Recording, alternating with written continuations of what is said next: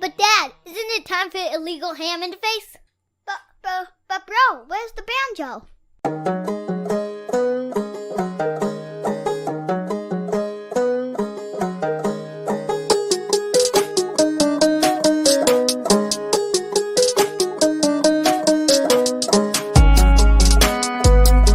Some Cleveland sports shows try to give you hot takes, but only one can give you a big old piece of hot ham. Legal ham to the face. Talking all Cleveland sports. And don't forget our Fat Boy Tuesday, where we also ham it up with some fun food topics. Without further ado, let's serve up some ham. Here are the Ham Boys. Fatty, Big Bri, and my cousin Vinny.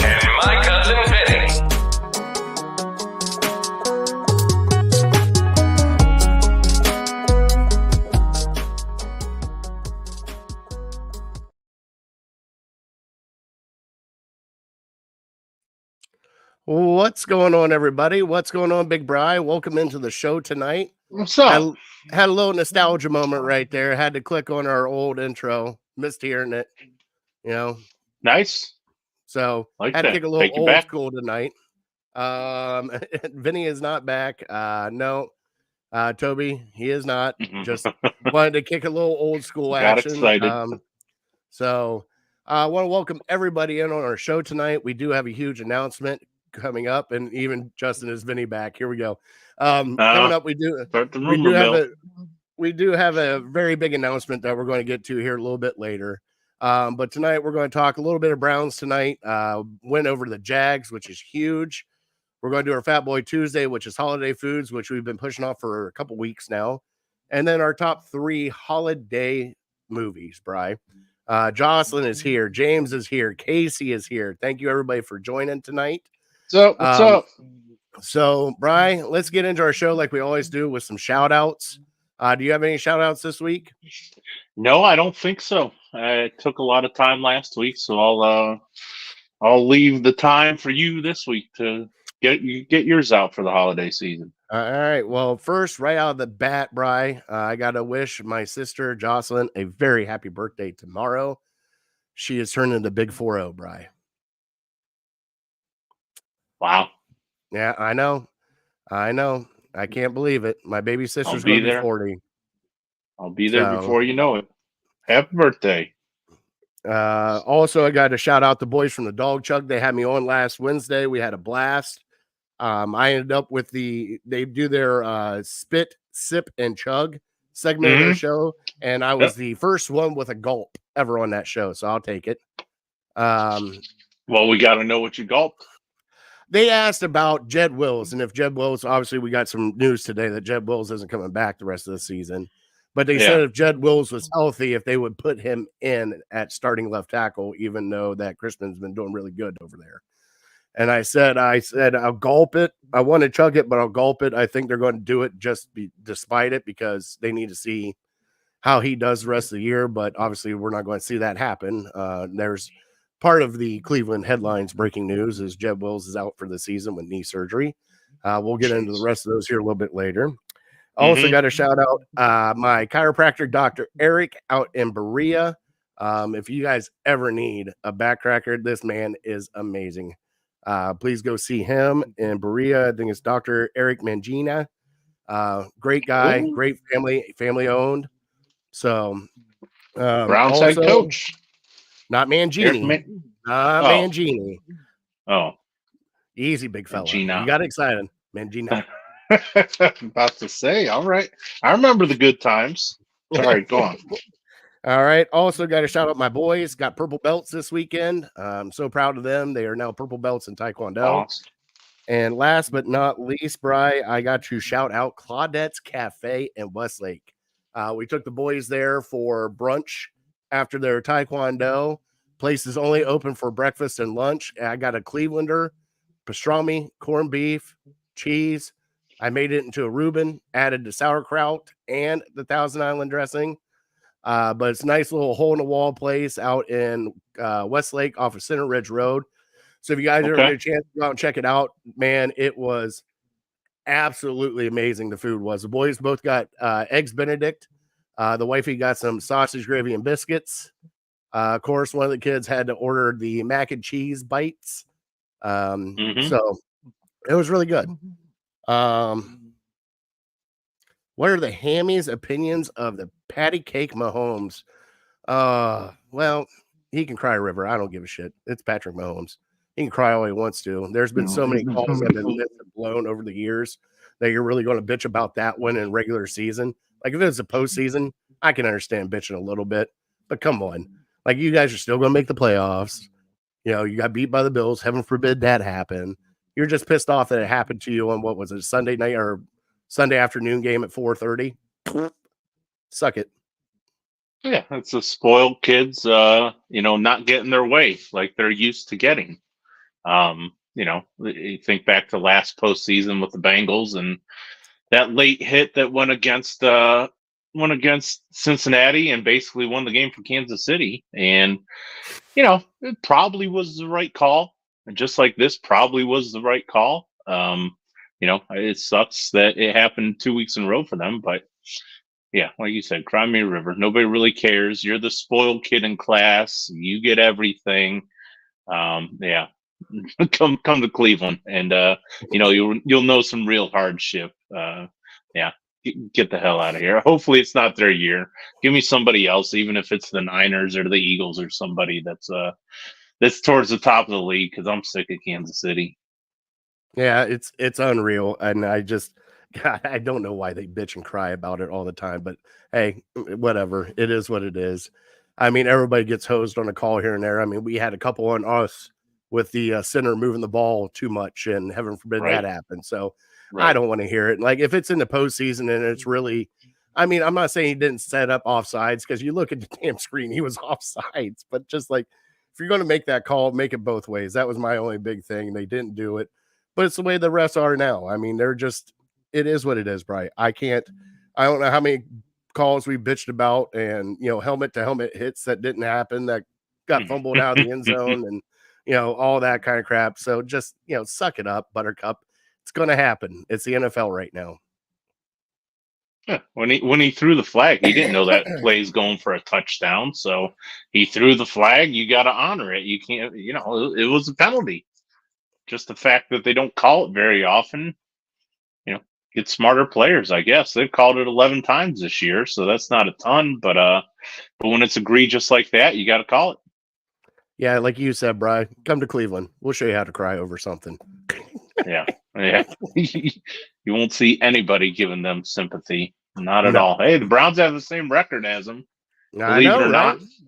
Holy cow.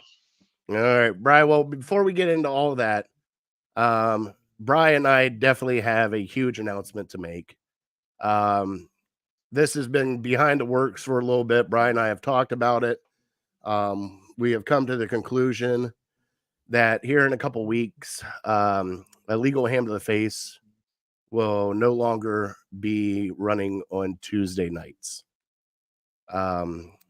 We had some things that we had to talk about behind the scenes, but the great thing is after the first of the year, Bri and I are going to be coming back, and we're coming back with this. We have joined Network 216. We'll be going on Thursdays instead of Tuesdays. Bri and I will be doing Network 216. Nothing is changing with our show except we're going Thursdays at 7 p.m. all on Network 216 and our pages. So please stay tuned. But the boys from Network 216 reached out to us and said, hey, you guys, we need some ham on this show. And we want you guys to come Thursday. You got Thursday by yourself. So Brian and I will be doing Thursday right before Thursday Night Football on Prime. And we're going to have a blast doing it. I can't wait, Brian. I'm so excited for this. The guys have been very accommodating and very nice. And I can't thank them enough for reaching out to us and letting us join their network and having some fun with them because they are definitely a great group of guys. So, Casey, there it is. Casey said, welcome aboard, gentlemen. Everybody's saying congrats. Thank you, guys. Casey. Appreciate you. Dozen congrats. So that was kind of the big announcement that we've been holding back for a while. We've been we wanted to give it until after the new year to finish out holidays and stuff like that for Fat Boy Tuesday. But can't thank, Casey, let's see here, TJ, Nick Carnes, Jacob Roach, all those guys. I know I'm missing a whole bunch of names. But thank you guys for allowing us to do our show on your network. You'll be able to catch us on Network 216 along with all the Illegal Ham to the Face pages. And we will be starting to set up Network 216 stuff here coming forward. So this has been something huge that Brian and I have talked about, and these guys have definitely been nice enough to accommodate us. And the only thing we had to do was just move times. So after the first of the year, you'll be joining us on Thursday nights, and we will be having a blast on Thursday nights. So that was a huge announcement. And Brian, I know Brian's excited. We've both talked about it for, what's this, about a month and a half now. Brian, we've been talking behind the scenes about it. So I'm just glad it's out there. And like I said, nothing's changing here. Still us. We're just moving a night. We're just moving to Thursdays. Yep. So catch us on Thursdays. I know it'll be a little weird because it's kind of hard to, hear, especially when you get the, I wonder if I have it up here yet. I do not have it yet, but when, instead of Fat Boy Tuesday, you're going to start hearing Fat Boy Thursday, and it's going to be awesome. So please stay tuned. Are they giving a Bri massage overnight? Well, Bri has worked out some stuff. There it is. There's your drink, Bri. How will that work at the Browns play on Thursday? Well, guess what? That means we will be your pregame show for Cleveland Browns on Thursday night. So bonus on that one, Bri. I'm trying to think. I think it is that Thursday night. No, it's not. It would. That'd be cool. Well, hold on. I'm trying to think now. Now you got me thinking. I think so. We got Chicago, and then we got Houston Christmas Eve, and then we got the Jets on December 28th. So it won't be that Thursday night. It's a Thursday beforehand. December 28th. Yep. Looks like we'll have to do it next year. Oh, well, we'll see how it goes. We tried. All right. So, Brian, let's get into our show. Let's have some fun now. We got some trivia coming up.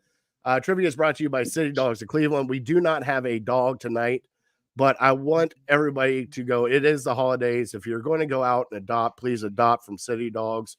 Please adopt a dog and don't take them back after the holidays. Love that animal. Just like Brian and I have adopted ours. We love ours. Please, time's still the same. 7 p.m. is the time. So we're not changing times, nothing. It's just the date. But please go to City Dog, help them out. We love them. I'm wearing a City Dog shirt tonight. Can't thank them enough for all their sponsor and everything else. So please go to them. And Brian, it's my turn for trivia, and I got a doozy for you because you're going to enjoy this one. All right, you ready? Ready, big fella? Yes, sir.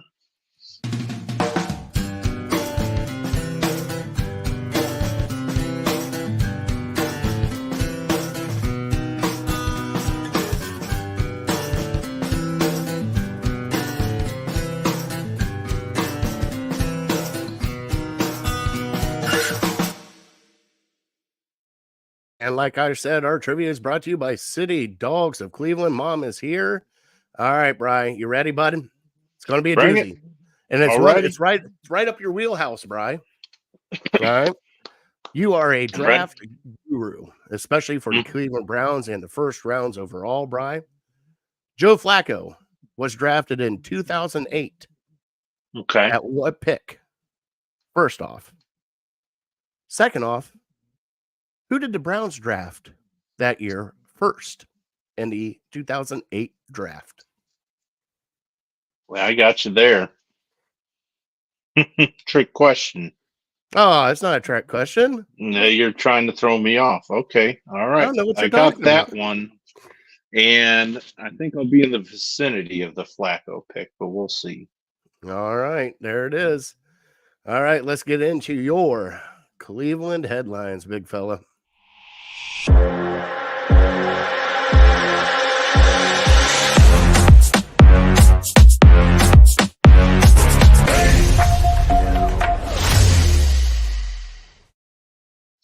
All right, here we go. Your Cleveland headlines. First off tonight on your Cleveland headlines, We have got a rash of injuries that have hit the Cleveland Browns and hit them hard. Bri, it has been announced today, this week, Dwan Jones is out for the season. Also, Jedrick Wills is out for the season. Also, Mo Hurst is out for the season. So we have 3 out for the season. Grant Delpit was injured this last one. Injuries are piling up on us, Brian. They're piling up at some very key positions. But the Wills news kind of hit me hard because I figured, I guess, the rehab was not going as well as they planned. So they just put him on IR and he's getting surgery. Dwan Jones, you even asked me, never realized that Dwan Jones got hurt.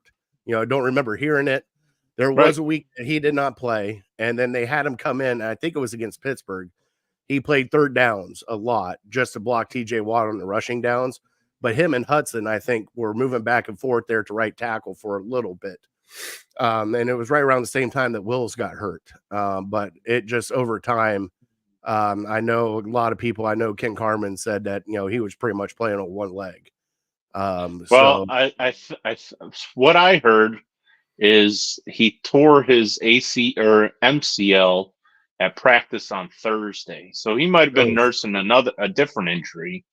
But at least what the Browns are putting out, I think they said he had surgery on his MCL and it happened at practice on Thursday. But again, they kept it under wraps. I didn't even, until the game time, I was like, where is that big man? And nowhere to be found. And, thankfully you didn't notice that he was missing too much because Hudson did a decent job. But yeah, this is crazy. It's like you're afraid to go on social media or listen to the radio because it's Delpit now and it's Jones and it's Wills. I thought, okay, we'll get Wills back, and then I see something on social media today. Wills is out for the year, and then I see literally an hour later, Mo Hurst is out for the year, and it's like, golly, it's just I think we have three offensive starters that have remained healthy throughout the year, and it's Batonio, he's one of the oldest. I think he might be the oldest. Now that Posick went down, he's kind of dealing with some injuries. Mari Cooper's dealt with multiple injuries, so you got Batonio, you got Teller, and you got Njoku. Other than that, every other position has dealt with either injuries for the year or at least multiple games now. So it's a bummer, man. I don't know what to tell you. It's like the manure keeps getting shoveled on top of Browns fans, and somehow they keep finding a way to get it done and get us excited. Hey, it's one of the guys had one of the best pictures. It was like, Browns on Victory Monday, all excited. And then Tuesday newsreel comes around and everybody's going, right. It reminds me of that Wednesday morning when we found out that Deshaun was out for the year after we're all thinking we're going to the Super Bowl. And then it's like, literally, I would rather be kicked in the groin multiple times than to get news that your starting quarterback is done for the year. It was a hard pill to swallow, man. I tell you what. I'm waiting for the next drink to come because I'm sure Justin's got a comment for getting kicked. Oh, yeah, sure. Okay. I got a little left. You want to do a little pre one just in case he comes in with that comment? Because he will. I mean, you set it right up there. You gave him a T-ball shot right there. I mean, kick to the groin. That's and true. Deshaun Watson. You left it out there, Bri. That's true. That's pretty much matzo ball. Well, he said Watson wasn't much of a quarterback. And here we go. See, you're drinking already. All right. Also on the news, the Columbus Crew, Bri, are MLS champs. Bringing another one home to the Haslams. They have 2 championships now with Columbus. Go figure that one. I know you're not much of a soccer fan, but me and the boys watched it over Thanksgiving with Chris and everybody down there. And I'll tell you what, the Crew is definitely going crazy down there. Let's see here. Casey said he is still waiting at the shoe to drop on Delpit and Posick. Yeah, we saw that. They're talking about Delpit maybe going on the IR, which would put him out for the regular season at least. So don't be surprised if that's the next one to come tomorrow. Jocelyn said that she saw it in person because she's privileged like that.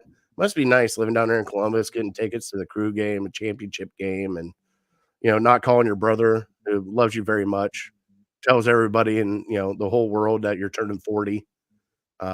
It's just crazy. I don't understand it. Eric asked if we attended WWE Raw last night. I did not. Bri, did you go to WWE Raw last night? I have not. But growing up, elementary school, middle school, I attended probably. I don't know if it was called Raw back then in the mid '90s, but I attended a few either pay-per-views or Raws or whatever. But it's a great time. I'm telling you what, we were in a suite for one. I think Edge and Stone Cold were fighting up the aisle. It was pretty sweet. But yeah, you'll have to fill us in, Eric, on how it went. I watched a little bit of it last night. I didn't watch a lot. Jocelyn said, whoa, and then it was definitely called Raw in the 90s. I thought it was like 93 they switched over to Monday Night Raw. Okay. So, nice. Yeah. Other than that, I believe that is The Miz. So of course they had to play up to the Cleveland people. So right. Miz and Gargano, who are from Cleveland, got the headline last night. So who's the other guy? Gargano. I can't think of his first name. He's from Cleveland. He's a newer guy. You don't know him, but he's nice. One of the main guys on Raw right now, and he's actually a really good wrestler. Dolph Lundgren, right? Isn't he from Cleveland too? Dolph Ziggler, and he is not part of WWE. Yeah. What did I say? All right, yeah. Dolph Lundgren. No, he's not with him. Yeah, that's what it's. Sorry, my bad. Sorry, I love it. You knew what I meant. Welcome to Legal Ham to the Face, as we just start throwing out 1980s actors that are great in boxing movies and war movies. I was halfway there. That's 50%. That's not bad in baseball. That is true. That's a Hall of Fame record right there. Speaking of Hall of Fame records, Bri, Shohei Ohtani signed with the LA Dodgers for $700 million. Right. Well, what's the world come to? Like, really? Everybody said baseball is dead. Baseball is dead. Baseball is dead. Obviously, ain't that dead. You're paying a guy $700 million who can pitch a bat, but won't be able to pitch for a year because he's going through Tommy John surgery right now. So, what the hell, Bri? I don't know if I'll ever root for a player. Well, maybe not a player. He seems like a halfway decent dude, but I don't think I'll ever root for a team. Root against the team more than I will for the Dodgers. It's ridiculous. Hey, don't get me started on the baseball salary cap because it's a joke. It's a joke that they call themselves a professional sport and they don't have a salary cap because of stuff like this. It's not a level playing field. So call it amateur, like college football, college basketball, to where some teams have advantages over others, and I could get along with it. It's just unreal. I can't believe that kind of money, Brad. Like, I started thinking about it. You could pay everybody in the United States of America $1 million with that contract. Everybody. It's wild. I mean, shoot, almost $1 billion. It's just a matter of time now before somebody gets $1 billion. But maybe he is special because he fits the bill for two special positions. He's a great everyday player and he's a great pitcher. So rather than giving two players $300 million, they give one player $700 million. So I don't know. It's just, it can't even compute the numbers in my head right now because I think I heard he makes right around in the ballpark of what LeBron and Steph Curry have made for their careers. And almost double what Pat Mahomes' contract is for. So I don't know. Start playing baseball. Raise your kids to play baseball, I guess, if that kind of money is floating out there. Yeah, it's either NBA or baseball, right? Let's see here. Quarterback. Hold on. Got to be a quarterback, basketball player, or a starting pitcher / power hitter for baseball. Sure. Yeah. Well, and I don't even know. Maybe you're more in tune with like the international soccer contracts, but I think those are kind of out of control too, right? Yeah, I have no clue. Like, I know those contracts are absolutely crazy, though. Like, most of the baseball all the way. Yep. My sister's a baseball mom. Gav's a catcher, and Tristan plays also. So, Nice. just unreal. Unreal. Oh, there's Casey. I'm going punter. That works too. I mean, Nice. we've known kickers, Bri, but kickers are a dime a dozen right now, and you can go out and find a kicker anywhere except for Dustin Hopkins. Yeah. After this last week, I give Bojorquez a couple $1 million to punt. Same with Hopkins. I give Hopkins $5 million. I'd give him more than that, Bri. Combine them together, make them a group. $10 million for two of them. That is, with what we're seeing with Ohtani, how come we haven't seen a combo punter kicker in the NFL? Can't be that difficult to do both, right? Well, didn't Jamie Gillen do it? No, I mean he might have been an emergency kicker. He was never a starting kicker. I thought he was in college. I thought he was a kicker and a punter in college. I thought he came from Australia or something, and he was a rugby player. Did he play in college? I thought he played in college. Oh, okay. You might know something I don't. So I don't. He's playing for the Giants last night, and they won last night. Freaking Dolphins screwing everybody who crazy. Put a couple shekels on them. Unbelievable. What a choke job. Good news for the Browns, though, I guess. Yeah. Well, before you want to talk Browns, Bri, do you want to do our fantasy football update? Because got some heartbreaking news for the big fella. He plays some directional Arkansas school, Casey said. All right. Thank you, Casey. All right. So our fantasy football update, the playoffs are set, Bri, and you just missed it, big fella. Just missed it. And I'm sorry that you just missed it. It was a great run by you. But you ran into the buzzsaw of Harold, and Harold got a whole bunch of points. And, that's how it works. But as of right now, this week, Elijah Moorhead beat up on Team Big Meat 140-128. Expanding beat Team Big Rod 112.5 to 112.36. Wow. All right. That's got to be the closest of the year. Portage County Prostitutes beat Always Next Year 119 to 115. Phil McCracken beat up on Honky Cat 142 to 113. Harold Kheel beat up on Big Bri 151 to 86. And last but not least, Hot Dog is a Taco came out 160 over Dog Pound Boys 84. And right now, our playoffs are set. Phil McCracken gets the first bye. The second bye goes to Harold Kheel. Up next, Elijah Moorhead will play Always Next Year. And then expanding, we'll be playing the Honky Cat. And when we have already talked to Harold Kheel, he gave me a thumbs up in here. The belt has been ordered, Bri. The illegal ham to the face fantasy football championship belt. Sweet. Good to go. So awesome. Can't wait to see it. Getting that out this year, and can't wait for that. And thank you for everybody that played. We'll do it again next year. I think Brian and I threw in a little wrinkle this year, and I think we're going to stick with it. Got to talk to him afterwards. But stay tuned next week. I think that's what we're going to do. But I'll announce it next week when we start the playoffs have started really good. But other than that, Brian, we're getting into the Browns now. Browns won. We beat the Jags 31-27 here at home. Started out with 4 plays and a touchdown and just took off from there. And I felt like this game took for freaking ever. It did. Definitely did. So I had a couple people at work, not naming names, John, who is a Buffalo Bills fan, bitching and crying because he lives in Cleveland and it was a national game and he didn't get to watch the whole first quarter of the Bills in Kansas City. So I understand. It's fine. But definitely a long game, but the Browns came out on top. And, Bri, what a game it was. I mean, you had anything and everything. You've had turnovers. You had touchdowns. Wide open receivers. It was great, Bri. And one of the best games we've had. You had a couple 4th down conversions. So, Bri, let's get into it. What'd you think of the game?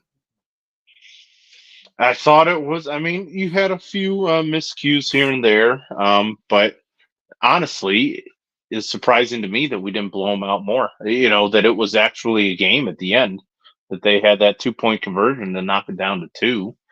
But yeah, at this point in the year, with as many injuries as we've had, you just kind of you survive in advance, and that's what we did. We won a game. It wasn't always pretty, but it wasn't the sloppiest game ever. It wasn't like we were the Steelers or anything like that. We showed some pop on offense, and guys stepped up. Njoku and Cooper had some big days, made some big catches, and so yeah, honestly, if just watching the game, not really paying attention to the score, not really looking at the stats or anything like that, I felt like we controlled the game more than just a 4-point win would lead you on to believe. Yeah. And like you said, I thought it was going to be a blowout too, but man, it got close there, especially when you got into the red zone. You got a couple of these guys in the red zone that they shouldn't have been there. The turnovers in the red zone, the fumble, interception. If you take those away, it would have been. And, I got to give the Jags credit. I got to give Trevor Lawrence credit. I mean, all the week we were thinking he wasn't going to play with this high ankle sprain. And he came out and he didn't do bad, but I was surprised he was moving around and everything. So crazy that he was able to play this game, especially you see some of those and somebody's not playing for a very long time. Brian, what did you think of Flacco's performance? Threw for 300 yards, 3 touchdowns, 1 interception, 26 of 45. Man, I don't know what to say, but Brian, we got a quarterback. It's crazy. Yeah, all things considered, like we talked last week, knowing where he's coming from, knowing he hasn't had the reps this year, and he's getting up there in age.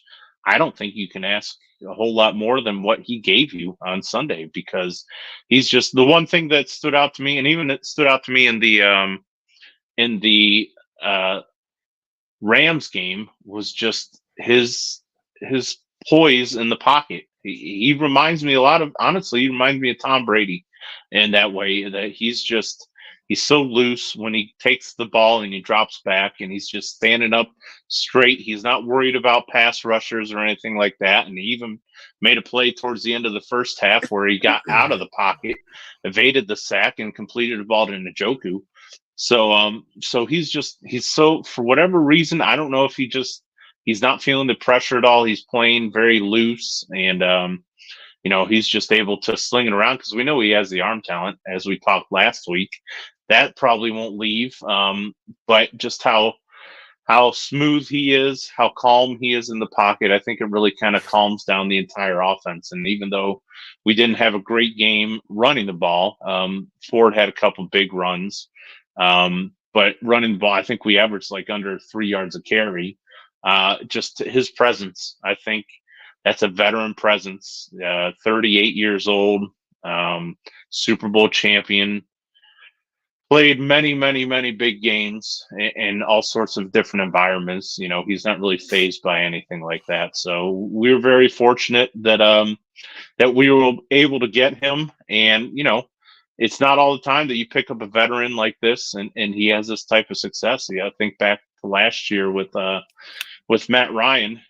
He's kind of his skills diminished pretty quickly there. I didn't follow Joe Flacco very closely after he left Baltimore, but I wonder, I think he went to Denver first, and obviously he was with the Jets last year, but I wonder why it didn't work in those cities. But a lot of times with these older quarterbacks, they just don't fit the mold. Either you're a backup and you're a career backup and you've been comfortable with that role for a lot of years, like a Case Keenum or Chase Daniel or somebody kind of comes to mind, that just a career backup, or you're one of these young up and coming quarterbacks and he just doesn't fit the mold for either one of them. But so the Browns are incredibly fortunate that he's just sitting on his couch, and as we can see, he can still play. So I think the biggest takeaway is this is not the New York Jets situation when Aaron Rodgers went down. Your season is not done. He gives you hope. He gives all these veterans in the locker room hope, even though they keep falling week after week after week. As long as he's in there, he can move this offense and at least give you a chance to win some of these games. Yeah, and like you said, the veteran presence I think is what is the key here. With PJ Walker being here and then DTR, that's just too much inexperience to be at the helm of this team, especially this team that actually for once does have a lot of veterans, Bri. I mean, these guys, they're not rookies. They've been in the league for at least a couple years. They look up to a guy like that, especially the best thing about it is a guy that recognizes everything. He's seen everything, Bri. Having him back there as the game manager and doing what he has to do. And if you noticed the way he throws the ball, Bri, he's thrown it where it's supposed to be. He's not waiting on wide receivers to get open. Like that one interception he threw. Right. I don't even blame him for that interception. The wide receiver got picked. If Tillman would have got off of that block, it was right there for him. Like he is just throwing it where it's supposed to be, and the receivers are there. And that's how it's running right now. And it's running great because that's how this offense is supposed to react. Now, granted, like you said, the rushing game, not so great right now. But if anybody watched that game, Jags put a lot in the box on us. Jags were set out to stop us from running and stop Kareem Hunt and stop, good God, now I'm drawing a blank, Jerome Ford from getting any carries and getting along. They wanted us to beat them with the passing game because they thought they could beat us that way. And guess what? Didn't happen. And they made mistakes and a lot of mistakes. There was two wide open, Njoku touchdown, the first one wide open. And then there at the end, you made one mistake and David Bell. I mean, we haven't called his name. I never seen a kid smile so big knowing that he had a touchdown. Yep. I hope you saw that picture of him going in the end zone. That kid was so damn happy to get in that end zone. But, I mean, it's just crazy to think how this is going on with a veteran quarterback that should have been. And, you and I talked about it before the season. They got rid of Dobbs, and we're like, you really want a veteran back there. And I know the rookie played great, but if something should happen, like we got to – and then nobody calling Flacco is the other one. Nobody calling him. Nobody except for us. Shows up. 2 weeks later, look where he's at. 2 games, first game over 250 yards, next game over 300 yards, has 5 touchdowns. Like crazy. And the offense looks different with him in it. So I'm enjoying it, Brian. I'm going to take it for all it's worth. I understand there's going to be some Jekyll. There's going to be some Jekyll and Hyde moments. I get it, but man, you got to take it for what it is right now, and it's fun. Let's see here. Chris, I know about the tackles. How long is Delpit out? Hurst, Ward. Hurst is done for the year. Delpit, they're saying might be going on IR, and Ward is questionable. Ward is day-to-day with that shoulder injury. And Justin said Flacco got his 100th win here in Cleveland. Go figure that one. 100 wins, and it's from Cleveland. It's unreal. By the way, I've been getting in here. I haven't acknowledged him yet, but he is here. Jose Cato is here tonight. Brian. Oh, my man. What's up, Jose?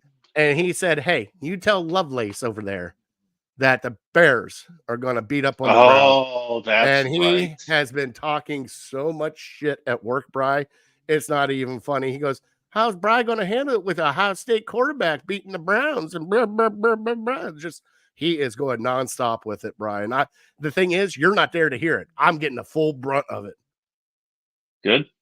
Yeah, please take that. He can text me, but all I'm going to send him back is the box score from the last time we played the Bears when Justin Fields gets sacked like 9 times and they had 8 yards passing for the entire game or something like that. I was at that game. It was, I don't even know if you could call it a game. It was basically like a scrimmage between varsity and the freshman team. So it was pretty embarrassing. I hope they can do better this time, but yeah, at least they're helped out with the injuries to the Browns. Joe Bear's in here saying, Jose. Oh, Joe, let them know. Let's see here. You're going to work for Mass come Sunday at the news. I love it. 85 Bears are coming, Bri. 85 Bears are coming home. Here we go. You beat me to the punch. Yeah. How many years has this been? 40 years now, basically, still talking about that team. Like, it'd be like if we were talking about Jim Brown, the Jim Brown Browns. We're going to run it down your throat. Yeah. Hey, God bless him. I mean, I love yeah, it. I love it. staying positive. Casey came up with a great point here, Bri. He goes, I think that we're on our fourth quarterback of the season, and this is where he landed. It's absolutely amazing, especially with all the quarterback injuries around the league. And Buddy was just chilling out on the couch. He's right, man. Like, crazy to think that. And then especially it just to come in and play the way he has. I mean, that's even more amazing to me, Bri. I mean, it's like if you could write a script for a Cleveland Browns playoff run that is just out of your mind crazy, this is it. This has got to be it. I mean, we've lost our starting quarterback, both of our tackles, 3, 4, 5 tackles, and we're still there. Yeah, I don't want to be the guy to throw cold water on it, but it is one game. We did see Jake Browning completely torch this Jacksonville Jaguars defense. I think he almost had like a perfect passer rating. So one game, I understand people want to get excited. I don't care. Get excited. We should have about 4 wins being on our fourth quarterback, dealing with all the injuries we have. But and just push forward, concentrate on the next game. I think we can win the next game. I think we're probably going to be favored in most of the games that we have left, but take it week by week. And, I think if the team has that mentality, Stefanski always preaches that week by week mentality. So if they can do that, they're going to kind of treat every single week as a playoff game. And, Jacksonville, you could be playing in the playoffs. So it's exciting time. Try not to think too far down the future about next year and what all this means. But yeah, just enjoy it. Boy, Jose just coming out. You're going to lose the next game. Here he comes. Hey, Bri, you're going to have to talk with your boy. You're going to have to call him up and be like, hey. Right. Trying to think if I'll be up in that area. Maybe I'll stop in or something. But I don't know. Can I make a bet with him at some point? I've got to figure out something. Oh, I've already made a couple of bets. I made a couple of bets with him already. I'll give him the points if he wants them. Oh, there it is. Now, Justin, this is your last one. I've seen them all come in. By the way, Bri, you're going to have to drink again. Yep. Justin said our first QB wasn't really much of a QB, though. There it is. There you go, Bri.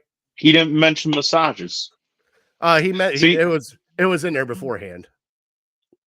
Part of me thinks like a lot of these people, these fans that are, because I mean, I don't know if you can agree with me, but I think the Flacco frenzy or whatever they're calling it is kind of a little out of control for one game. But I think a lot of the people that are kind of pushing that are the Deshaun haters. I think the people that don't want to see Deshaun back next year are really pumping up Flacco like he's the greatest thing since prime Peyton Manning or something like that. But I mean, we'll get into it several weeks down the road.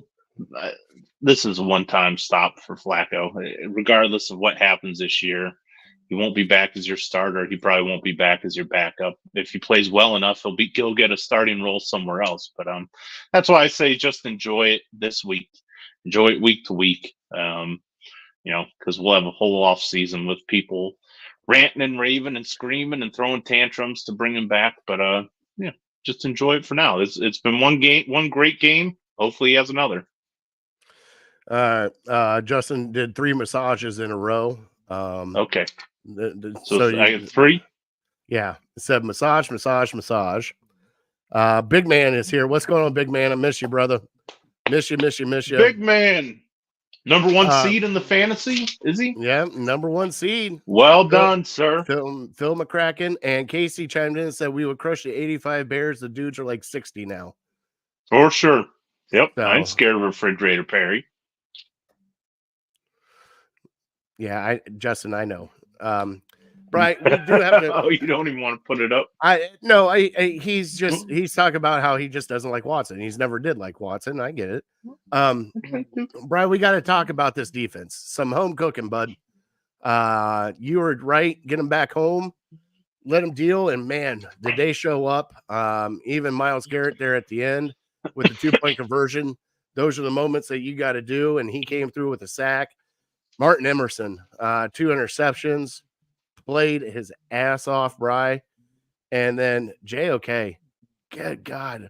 There's between JOK, I think that's probably the best thing that has happened is JOK getting to play where he wants to play and having Anthony Walker back as a mentor to this linebacker group and kind of controlling everything there on the line because, Bri, this place was nuts. Everybody was going nuts. And like I said, Emerson going off with those 2 interceptions. It was absolutely crazy. Trevor Lawrence threw 3 on the day. Unreal what this defense can do at home. And hey, if we keep it up, maybe we can get a little wild card home playoff action. That'd be nice. Well, the Ravens do have a tough schedule, so I'd say anything's possible, especially they barely squeaked one out this past week. But yeah, I still have concerns with the defense. I still think the defense isn't right. They had 3 turnovers and they still gave up 27 points to a hobbled Trevor Lawrence. So if you put it like that, it doesn't sound like they had a very good day, but you got the win. So, but Brian, you also got to factor in. Hold on, you say that, but you also got to factor in that 2 of those touchdowns were short-handed touchdowns that the defense had to protect their 20. It was in their zone. True. They were in the red zone. So you can say that all you want. That's kind of hard to do. If they had a full length of the field, I think it might have been a different story. But with us giving up our turnovers, with them being in the advantage area, they took advantage of it. And, you can only do so much. But I think if we got out of that red zone, if they didn't come into the red zone on those turnovers, I think the defense did really good, right? I mean, I know that Jacksonville went 4 for 4 on the red zone offense, but at the time, like I said, 2 of those were fumbles and interception that were right there. Yeah, no, that's a good point. And you finally, you started to see some of our other defensive players other than Myles Garrett step up and get some sacks. I think I wrote down Delpit had the big one, Hurst had one, Obo had one, and Zadarius Smith had a sack. So those are the guys who you need to step up if Myles Garrett truly is not 100%, and we all think he's probably closer to 70 or 80%, even though he did get the sack on the 2-point conversion. But yeah, I think getting Denzel Ward back, and hopefully it's got to be this week. If he was close to playing this past week, he's got to be back this week, and just stick him firmly on DJ Moore, because I'd let anybody else on the Bears offense try to beat me as long as I can control that guy. So getting Denzel Ward back is going to be huge. Let's just hope we don't lose anybody else. And I guess if you were going to have a guy go down like Hurst on your defense, to have a defensive tackle go down, because I feel like we're pretty deep at that position. I don't know if they would call Togiai back up. I don't know if he's been on the practice squad or what, but he has experience in this defense. You still got Jordan Elliott, who's kind of made some plays here and there. Shelby Harris, has had some great games, and then Tomlinson obviously is the anchor in the middle of that line. So, it's just going to suck to lose Hurst because he's been having a great year, but I feel like there's plenty of guys who are there who are able to step up. Yeah, and it was like you said, there's a couple things you had to, but man, I watched Delpit get hurt, and then like Hurst going down. Hurst has had a great year. He even came out on Twitter today and said, thank you to Cleveland. I appreciate it. I'm sorry my season's done, but I'll tell you what, a couple of those signings that Andrew Berry has done so far, this offseason, even like the D-Hop move, getting Horkes back here, and then Mo Hurst coming in, Darius Smith, as you said, just having those guys come in and just how amazing it changed our defensive line is unreal. And I'll tell you what, I'm liking this team because, Bri, it feels like for once, normally when all these things happen, our team kind of just folds it in. It's too much. We can't do it. For once, it seems like the culture has changed and these guys are playing for each other. And the backups are coming in and playing for the starters. Starters are cheering on the backup. Like it's crazy how this is moving along. And I never thought that, we always have problems with some play calling from Kevin Stefanski. Everybody's going to have problems with play calling. I get it.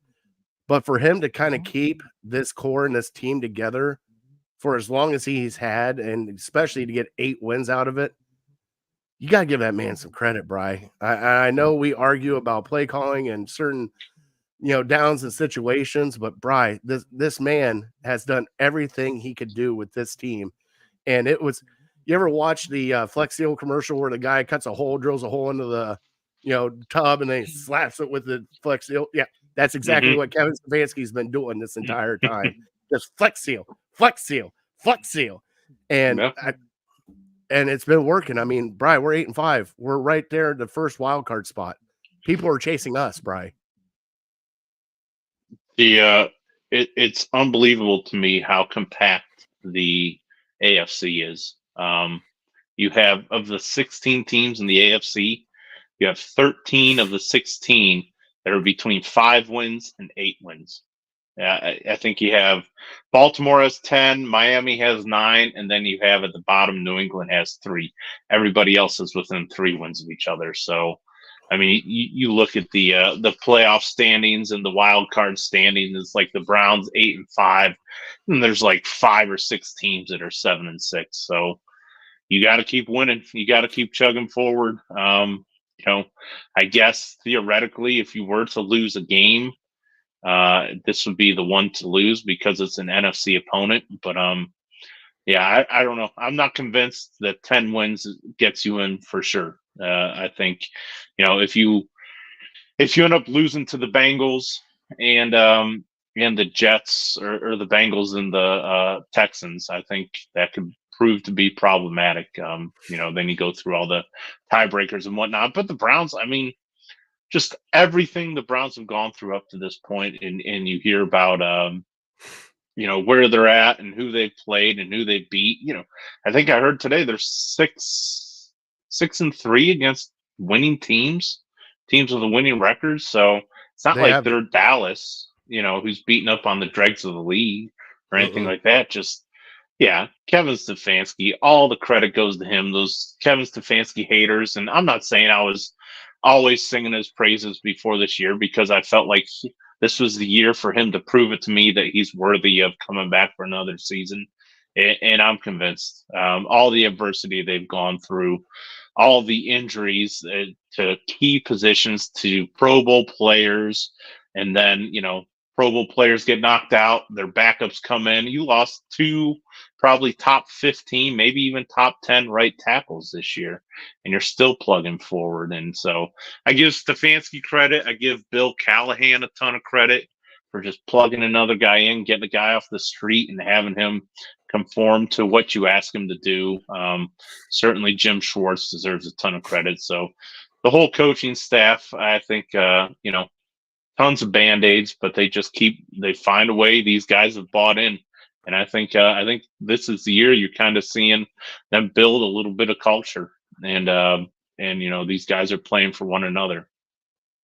Yeah, it's nice to see for once, Bri. It really is. I think we've been waiting for this to kind of take this turn for I don't know how many years, Bri. And like you said, we can argue about play calling, about time management, about everything else, but he's kind of held this team together. And sometimes it's with some duct tape and some gum and a little bit of Band-Aids, but whatever you got to do to get through the season. And him and his coaching staff have done an amazing job to get this team where they're at right now. And like you said, at first I was kind of curious about him being on the hot seat and seeing how this was going to turn out, but seeing how he's handled this year with everything that's happened, I would give him at least a few more years to see how well it works out, Bri. You almost have to.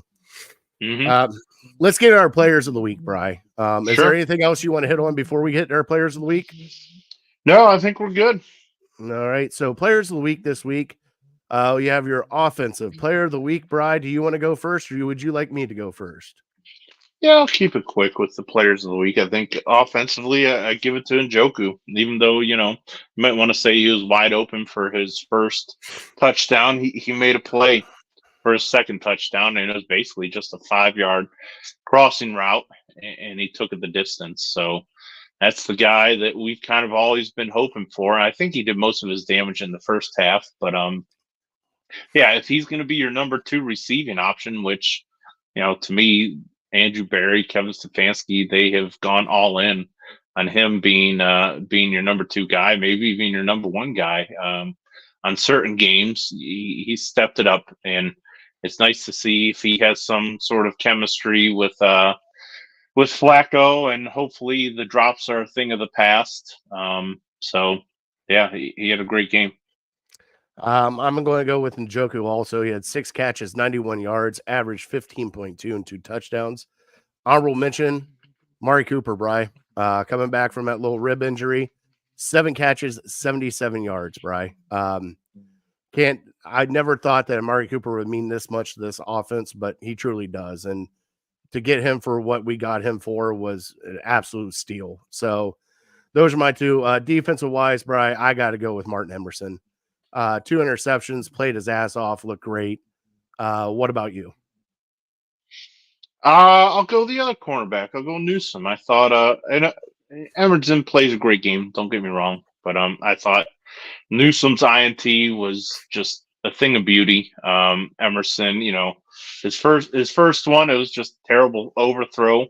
He made a hell of a play, and then he also made the pass breakup. But his second one, the receiver just wasn't looking at him. So I'm not taking anything away from him. Just to be contradictory to you, I felt like Newsome, I kind of was hard on him in the past, so I'll give him a little bit of love. God damn you, Justin. Yeah, you definitely beat fantasy. Meet me in fantasy this year. One of Justin's 4 wins was me, Bri. Oh boy. Still gotta live that one down. All right. Let's get into next week. We are playing the Bears here at home. Bri, what are some keys that you're looking for the Bears game? Defense just needs to step it up and kind of do what they did, like I was talking about the last time against the Bears, and just contain Justin Fields, because he is a dynamic athlete. And so you have guys like Lamar Jackson who you have to account for. I don't think he's quite the passer that Lamar Jackson is. But he can, as we've seen this year, last year, he can take a scramble 60 yards and flip the game on a broken play. So you have to contain him. I feel like these are the type of games where you have JOK for to run him down, or at least spy on him a little bit to contain him. So we're going to have to kind of play him a little bit differently. And, his favorite target, like I was talking earlier, is DJ Moore. So shut down DJ Moore, shut down Fields' legs. I think the defense should have a stellar day. And then number 2 is, it's been a year-long thing with the turnovers. We have to limit the turnovers. Amari Cooper had a bad one this past week. Couple, like you were talking about, you can't put it all on the defense because the offense is turning it over deep in our territory. And so if you do that, that completely changes the game. That's how you give them life, is by turnovers, and God forbid if they get a pick 6 or something like that, or just turning the ball over and them turning it into points. We can't do that. That's how you let them back in the game. And then, I'll stick with special teams. Dustin Hopkins has been unbelievable this year. We just need him to keep doing what he's doing. But Bajork has kind of been up and down a little bit. So if he can have a game kind of what he had last week, to where he's pinning them deep, I trust the defense. And as long as we stay healthy, I think the defense should return to form at home. Yeah, I'm with you. Injuries, we got to limit those. I know it's hard to limit those, but you're already banged up enough. You're going in as a wounded animal, especially now with Mo Hurst out. You had Smith that went down. You had Delpit gone down. You guys are, the injuries are starting to pile up, Bri. So try to get some people healthy that way. Like you said, defense has got to be there this week. Can't let Justin Fields get outside the pocket. That's where bad things happen with Justin Fields, whether he can run or throw. Also, got to take away his top targets. Right now, those top targets are DJ Moore and Cole Kmet. Tight ends have always killed us. Keep an eye on that guy because he's been playing pretty good this year. And then finally, offensive-wise, guys, we got to start running the ball again. I know we've been pass happy the past couple games, and it's worked out for us, but you got to start chewing the clock off. Coming out with 3 or 4 minutes left and going pass happy again when you need to just run it and get 40 seconds off the clock. It's going to be crazy. But I mean, I need to see at least, Hunt or, I mean, they only had so many. Where did they at here, Brian? Let me see. Yeah. Jerome Ford had 12 carries and Hunt had 10 carries, 51 and 27 yards. Needs to be a little bit better than that. I'd like to see 15 and 15 for each. If not, 15 and maybe 12 and bring that up a little bit, but you got to do something. Get that run game going again, and it's going to help out your offense even more if you can. I know the offensive line is beat up.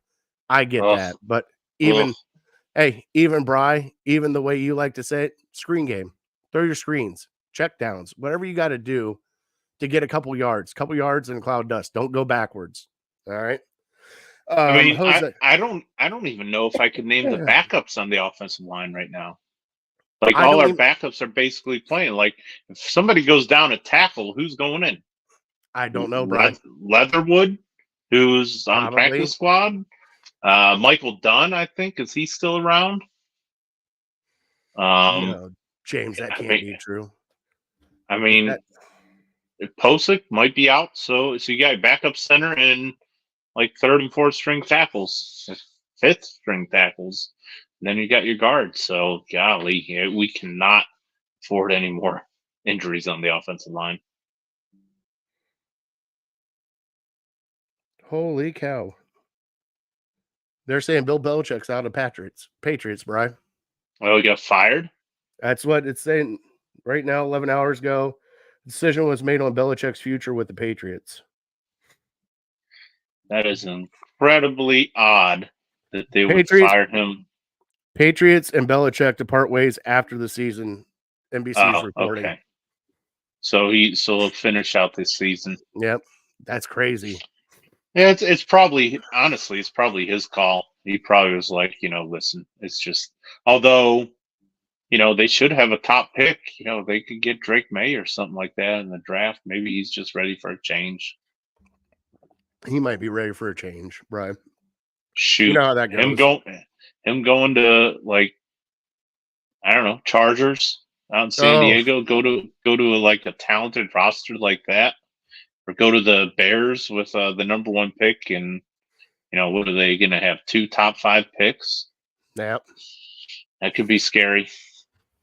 It was really, I need to bring up the what if Drew Bledsoe never got hurt again, because what was it? Mark Sanchez was a quarterback and he grew his hair out and started wearing surfer floor pattern t-shirts. He might be doing that on the West Coast. No. My head is spinning. What are you talking Drew Bledsoe? Then you're talking Mark Sanchez? What are you talking about? No, you remember the video that I showed you, what if Drew Bledsoe never got hurt? Mark Sanchez would have been the next heir apparent to the Patriots. That was part of the whole thing. And Bill Belichick would wear flip-flops and a flowered shirt and grow his hair out and get the California dude style. We got to deal with Mark Sanchez for another week this game. It might be more than just another week. It might be more than just another one, Bri. He's a Fox guy. Well, I guess we're playing an NFC team, but I've had enough. His game against the Rams was enough for me to be like, this guy's terrible. He's got it out for us or something. I remember seeing a Browns player clearly get held, and he's watching the replay. And he's like, "There's no hold there. What are you talking about?" I'm like, "Dude, how did you play? You know a lot more about football than I do. Clearly, I can see that that's a hold." And I guess he's just biased for LA teams. But yeah, move along, Mark Sanchez. Find a different career, please. Yeah, that's awesome. All right, Brian, let's get the score predicts. What are you thinking for this Browns-Bears game? I'm confident. I'm feeling good. I got, let's go 27-10. 27-10. All right. 27-10. Has got 38-12. Brian, I am going to go 28-13. All right. All right. And then Jose has said a whole bunch of stuff here. So let me, Jose said, here we go.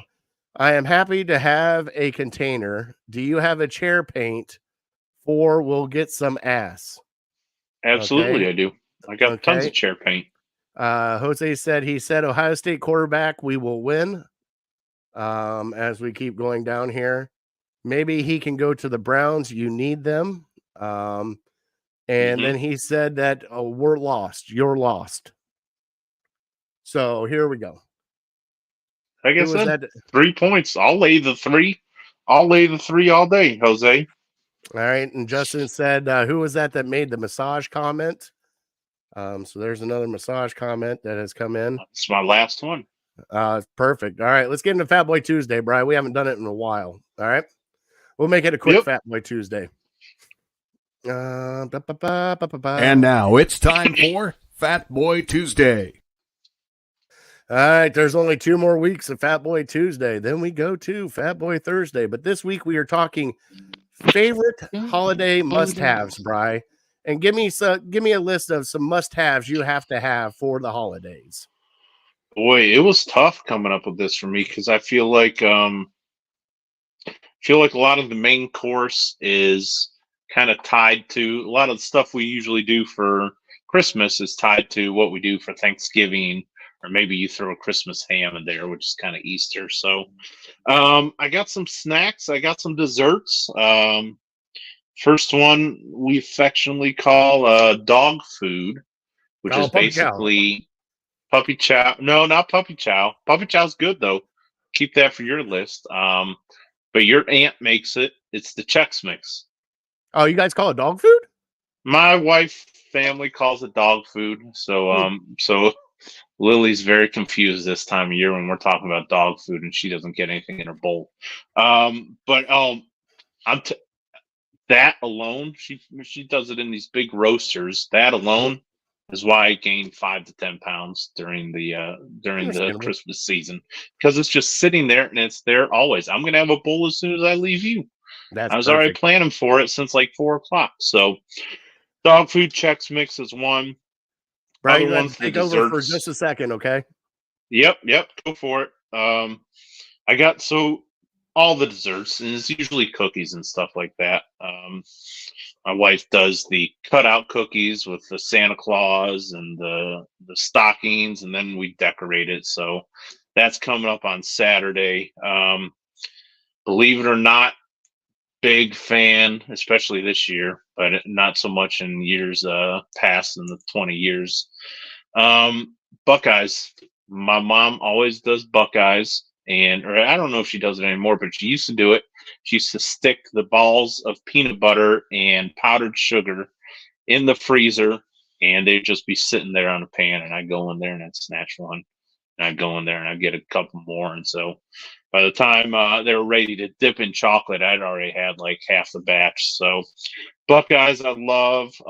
Who doesn't love a good shoot, now it's slipping my mind. The blossoms, the peanut butter blossoms with the peanut butter cookies and the Hershey Kisses on top. Who doesn't love that?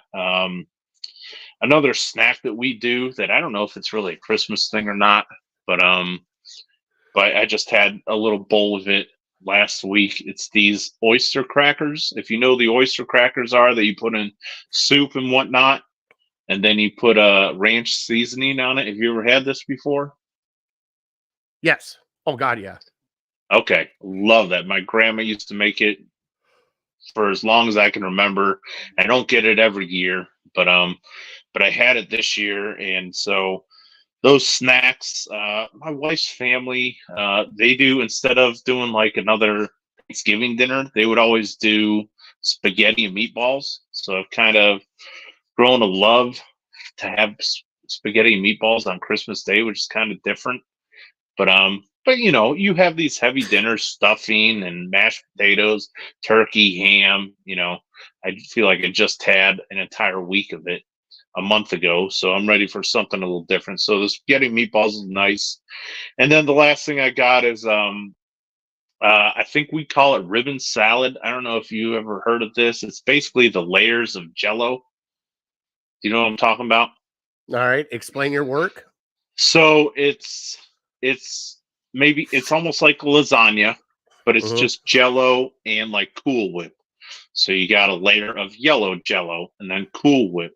Then you got a layer of orange Jello and then Cool Whip, and then you got a layer of green Jello and then Cool Whip, and then red Jello and then Cool Whip. So it's like 7 or 8 layers. And it's not. It's basically just Jello and Cool Whip. So I don't know. I guess you could call it a dessert, but it's one of the things that the only time I ever have it is about Christmas time. You Yeah, also we look do. it up. We do something a little different because we always put like fruit in the Jello. So we would do Okay. like whatever oranges or whatever the heck is it with the orange Jello, and then we Oh top it yeah, off love with whipped that. cream on top. No, but that's definitely interesting. I want to do that. For me, my family Chex Mix. My aunt makes it every year. That Chex Mix Sure. is amazing. As our old boss Brian used to call it, it was bird food. He goes, "Why bring food in here?" But it's amazing. I get it every year. I love it. Another one for me, growing up, my great aunt Donna would always make sliced pickles, like thick sliced pickles, but with cream cheese and like the dried beef wrapped around it. Oh Uh, yeah. Yep. you love that. Got to go. Also, dessert wise, my sister does it. No bake cookies. Every time that she starts baking, no bake cookies get in there, and I love no bake cookies. Got to go with the snickerdoodles, Bri. Can't go wrong with a snicker. Okay. We Gotcha. didn't talk a lot about Christmas cookies, but Christmas cookies are on there. Oh yeah. Another holiday that I must have, my sister makes it too, is the egg noodles with like the shredded chicken in it. It sounds Oh good. yeah, no, it's just she makes it. It's the list. She puts on her mashed potatoes. I put it on the side, I but would. it's like little graph there. And then the last but not least for me, food wise, is you can't go wrong with a little bit of puppy chow, but also we do. My wife makes these. God, I gotta remember what they're called.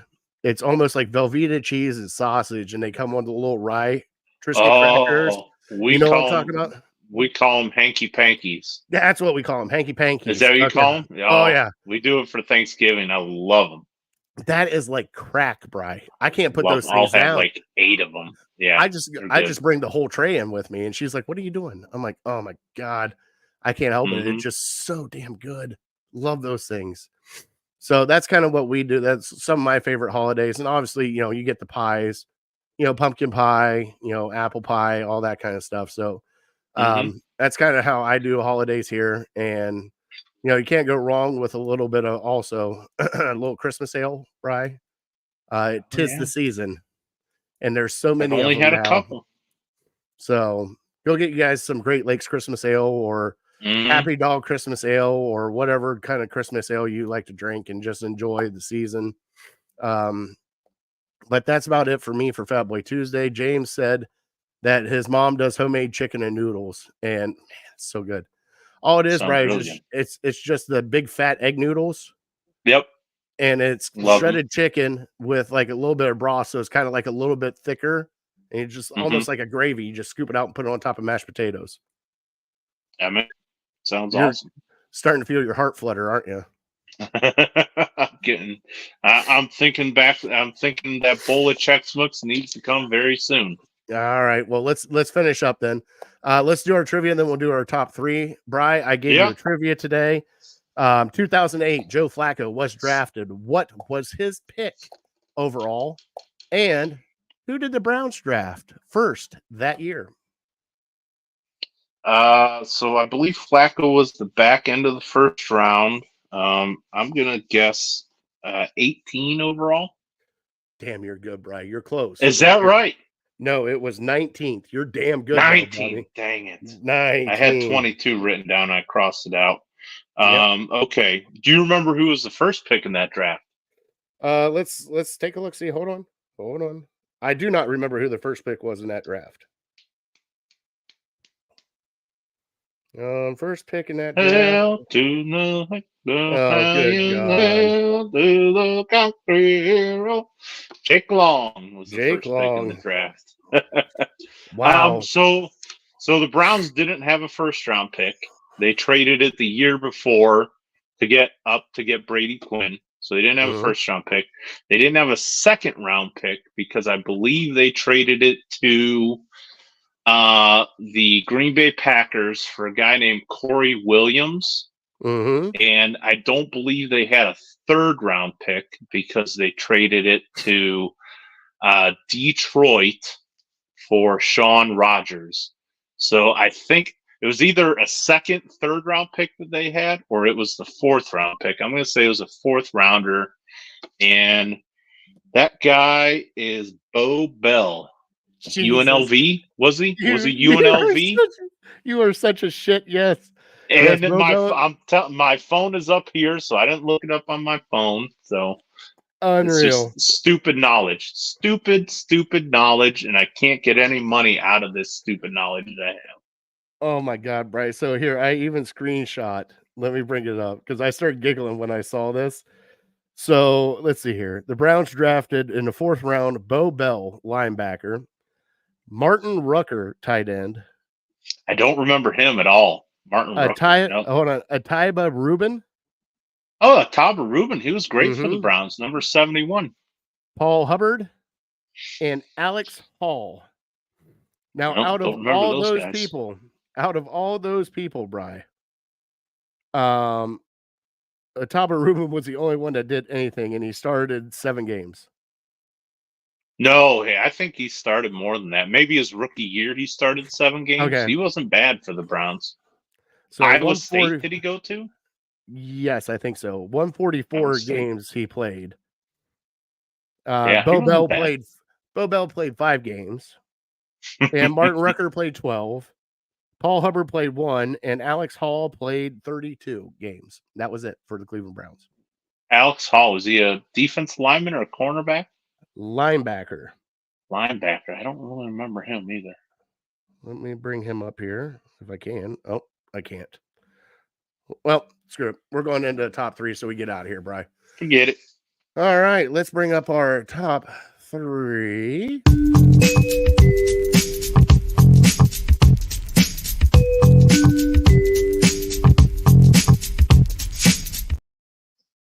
And our top 3 is not brought to you by anybody, but we're going to have some fun tonight with our top 3 with holiday movies, Bri. And I'm going to go first on this one because I found a gem that we watched just this weekend with my kiddos, and I loved it. It's a new movie that is out on Netflix called Family Switch. It has got Jennifer Gardner and the guy from The Hangover, and I can't think of his name offhand. No. The one that lost a tooth. Ed Helms. What a great movie that was to watch with the kids. We had a blast watching it. Number 2 for me is National Lampoon's Christmas. Can't go wrong with that one. Just crazy how that goes. And number 1, and it's always been a movie that I've always loved as a kid growing up, as an adult now, start to laugh at it all the time. Home Alone. You can't go wrong with Home Alone on the holidays.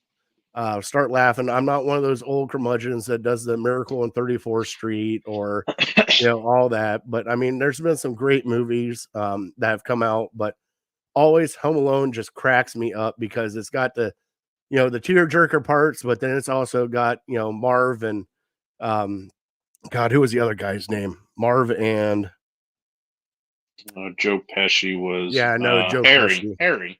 Marv, and just seeing those guys just get the shit kicked out of them by an 8-year-old kid was great. So, right? What about you? All right, I'll pick up right there. Yeah, Home Alone was my number 3. I had Christmas Vacation. Rudolph was kind of honorable mentions. So Home Alone is 3. Number 2, I have 4 Christmases.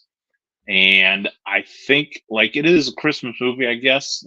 But to me, it's just like a good movie. I would watch it in January or in July. I'd watch it in August, or it doesn't have to be at Christmas. I just think it's just a good movie that I can laugh at and have a good time watching. So that's my number 2. My number 1 probably always going to be Christmas Story, just because it's ingrained in my brain that when I watch that movie, it's Christmas Day, and I watch it over and over and over and over and over again.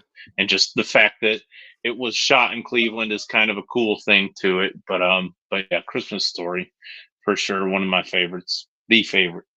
I love that one because, Brian, you want to know why? Is no matter how many times you watch that movie, I don't think you see it all the way through. Like you sit there, you start watching it, and then you go, and you wake up and it's the end. You're like, oh, okay. And then you start watching it again, and wake up again. And it's like, it's like the best movie for that. And hold on, go ahead. No, you go. No, go for it.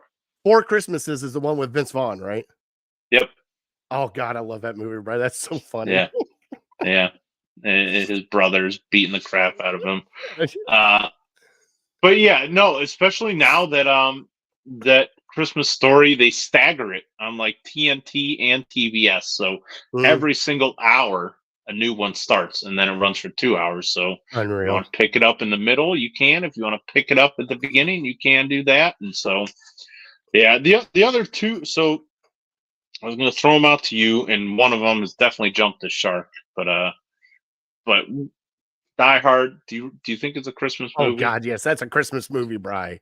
Oh, I don't think it's a Christmas movie. I think it's like, to me, it's like a joke, like an inside joke that everyone kind of comes together and plays it on everyone else. Like, it's not a Christmas movie, but everyone's like, okay, we're just gonna say it's a Christmas movie to piss off the people that really like and enjoy Christmas movies. But it's not it takes place at Christmas, but there's nothing about it that has anything to do with Christmas. How does it not have anything to do with Christmas? There's a happy ending at the end.